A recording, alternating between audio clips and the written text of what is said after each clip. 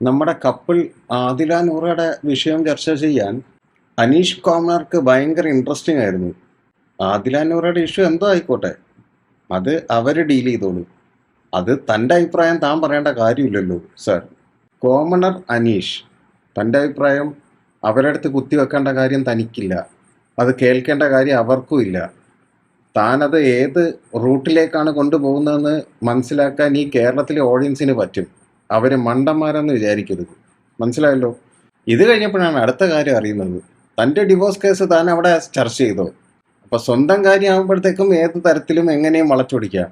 ബാക്കിയുള്ളവരുടെ കാര്യം അവിടെ എടുത്തിട്ട് ചർച്ച ചെയ്യുമ്പോൾ അവിടെ ഉളുപ്പുണ്ടോടാ നിനക്ക്? ബീപ്പ് 3 വലിയ ബീപ്പ്.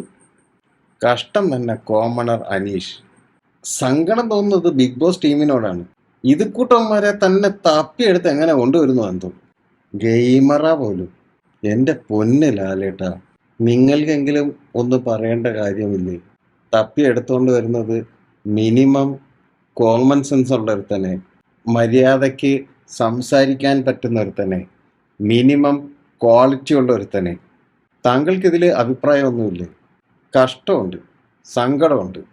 മോഹൻലാൽ എന്ന് പറയുന്ന ഒരു മഹാനടൻ ടെലിവിഷൻ സ്ക്രീനിൽ വന്നൊരു സാധനം അവതരിപ്പിക്കുമ്പോൾ ആ ഷോയ്ക്കകത്ത് ഇമാതിരി, I'm sorry to say, ridiculous